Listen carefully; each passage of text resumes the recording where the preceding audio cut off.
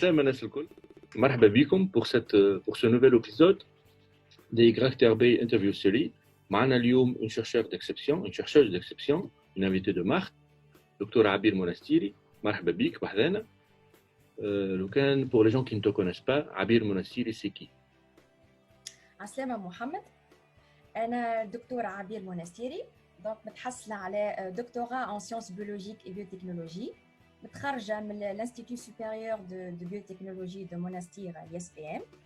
دونك أنا ISBM يعني سي التعليم العمومي en gros، من كما نقولوا من الدكتوراه من الروضة باردون حتى للدكتوراه. يعني المدرسة متخرجة من المدرسة التونسية والتعليم العمومي وتكوين 100% تونسي، وأنا je suis très très très fière de ça. احنا الكل nous sommes tous fiers de l'école publique tunisienne يا عبير. Nous sommes tous fiers de l'école publique tunisienne. Oui, continue, dis-moi. Donc voilà، خدمت التيز نتاعي على l'épidémie du virus West Nile en 2012 في تونس. Qui, je le rappelle, donc c'est un virus transmis principalement par les piqûres de moustiques. Donc, nous avons pu établir, grâce à ces travaux de recherche, les caractéristiques épidémiologiques du cycle de transmission de ce virus dans la région du Sahel tunisien.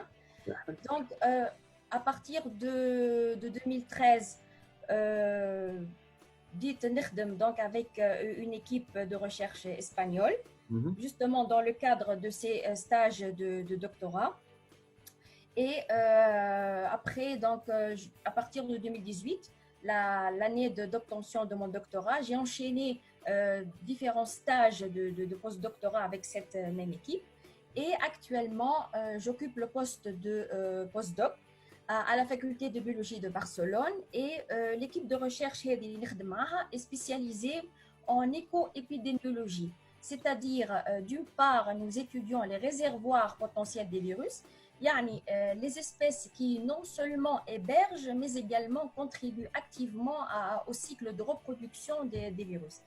Et d'autre part, donc, les vecteurs environnementaux et climatiques qui pourraient influencer la dynamique de ces virus dans l'environnement. Ok, et donc, qu'est-ce que le virus? C'est tous les virus, vous avez une spécialité particulière? Est-ce que le labo il a une spécialité ou alors c'est projet dépendant? Comment ça marche ce truc? C'est principalement projet dépendant. Donc je suis impliquée dans plusieurs projets de recherche en parallèle. أكيد كلنا سمعنا بالإبيديمية du virus Zika au Brésil en 2015. من وقتها donc قعدنا كل عام on essaye de ramener des échantillons de moustiques d'Amazonie qu'on analyse sur place à Barcelone. D'autre part, donc à partir de 2017, grâce à un projet, c'est en fait une collaboration entre notre équipe et celle des îles Canaries. Donc nous avons entamé nos recherches sur les coronavirus, principalement chez le réservoir potentiel du virus, donc les chauves-souris. Et nous sommes en train d'étudier récemment d'autres réservoirs potentiels du virus, certaines espèces de rongeurs. Donc, à part cela, à partir de cette année, il y a en fait très récemment, il y a quelques semaines, باش نبداو ان شاء الله نخدموا على projet جديد qui a été accepté très récemment, اسمه Combat. Donc, à travers... Pardon? Ok, continue, pardon. Hein? À travers ce projet Combat pour Combating nCoV with Advanced Technologies. Donc, à travers lequel, باش نحاولوا إن شاء الله نطوروا un appareil صغير basé sur la nanotechnologie et qui permet le diagnostic rapide des coronavirus chez les patients.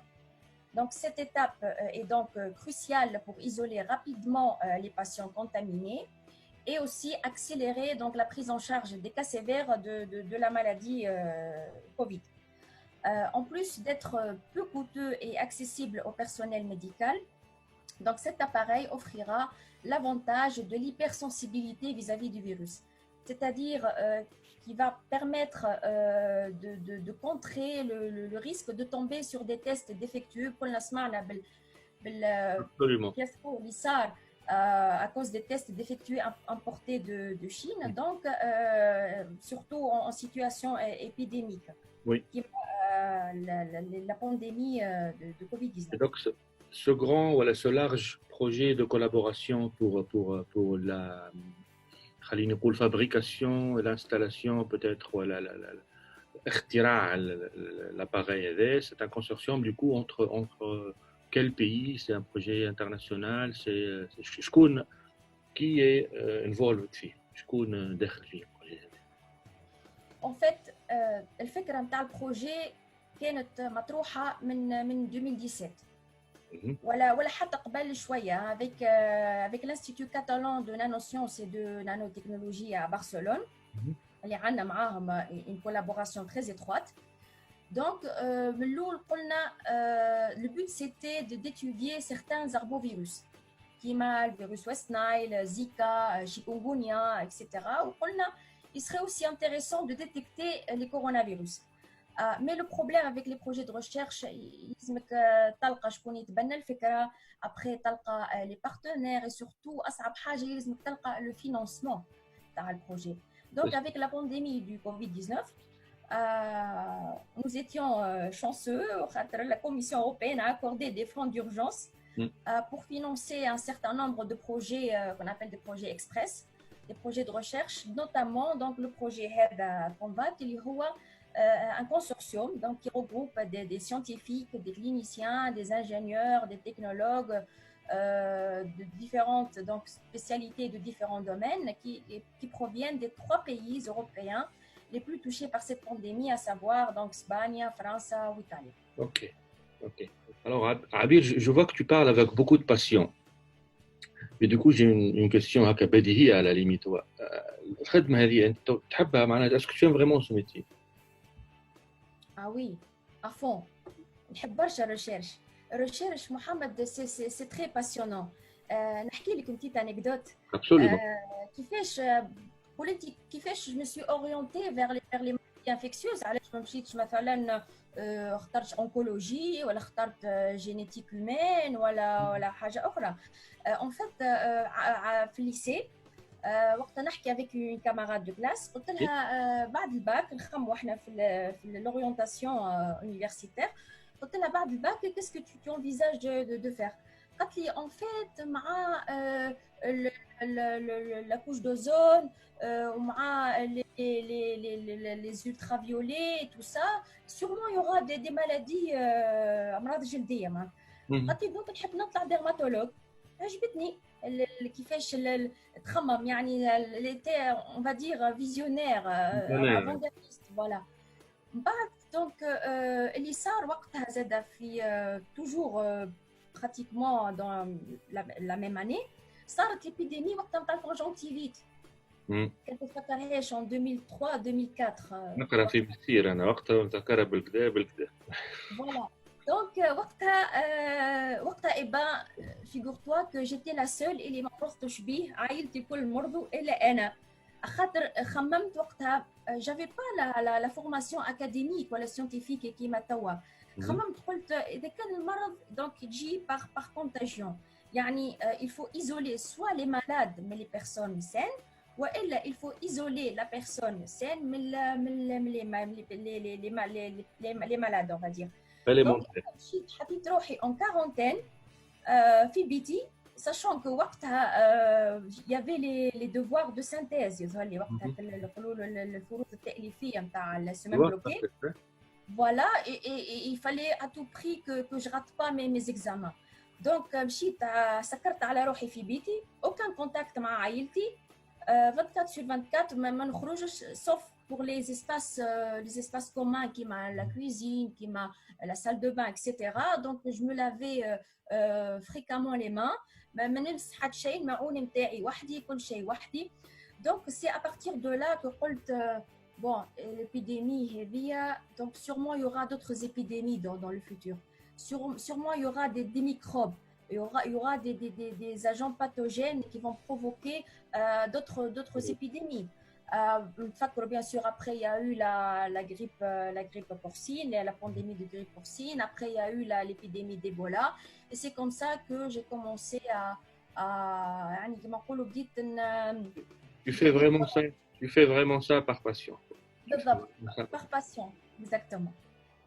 Et donc, une autre question élémentaire pour moi, c'est est-ce que tu penses alors que ce que tu fais, ton travail, est-ce qu'il est utile? Est-ce qu'il est utile et comment tu penses qu'il est utile? Alors, l'épidémie du SRAS اللي صارت en Chine en 2003 point de départ pour argumenter ce point-là. Donc, après, avec l'épidémie du SRAS en Chine en 2003, malheureusement, les épidémies, ça s'oublie rapidement. Mais en même temps, les épidémies, ça s'anticipe. Donc, de notre côté, avec notre équipe de recherche Espagne, donc, nous tentons constamment d'identifier de nouveaux réservoirs potentiels pour les coronavirus. Et d'ailleurs, à part les chauves-souris, nous sommes intéressés très récemment à certaines espèces de rongeurs. Et pourquoi pas, donc à partir de là, tenter de détecter des souches qu'on appelle à potentiel épidémique, c'est-à-dire des souches qui pourraient provoquer des épidémies dans le futur chez ces différentes espèces de réservoirs notamment. Donc en ce qui concerne les virus transmis par les moustiques, nous tentons donc d'identifier les facteurs écologiques et les conditions environnementales favorables à l'amplification du cycle enzoonotique. Le cycle enzoonotique, c'est-à-dire le cycle qui s'établit entre le réservoir qui pourrait être différentes espèces d'oiseaux, comme le cas du virus West Nile, et le moustique vecteur. Donc, après, il y aura le passage, ce qu'on appelle le spillover, le passage donc, du virus à l'homme, ce qui pourrait déclencher éventuellement une épidémie. Donc, il est très important au final de déclencher une alerte suffisamment précoce afin de prendre les mesures de contrôle et de prévention adéquates et surtout à temps contre la propagation de ces virus.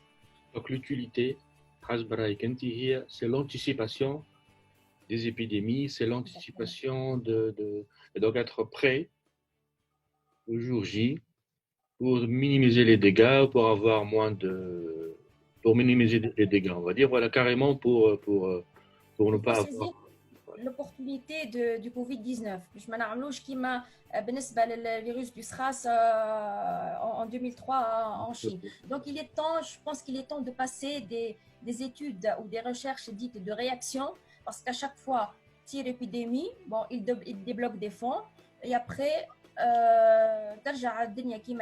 comme si rien ne s'est passé. Donc, il faut passer aux études d'anticipation. Réellement, les épidémies, ça s'anticipe. Et comme ça, on peut limiter les dégâts. Ce fut un plaisir, un honneur d'avoir parmi nous comme invité. Inch'Allah, نشوفوك ديما متألقة. Merci beaucoup. Je suis très honoré pour tous les followers de ce programme des YTRB Interview Série. Comme à la prochaine avec un autre invité, une autre histoire et un autre background dans le domaine de la biologie et des sciences du vivant. Je vous embrasse tous. Yeah, we can be heroes just for one day.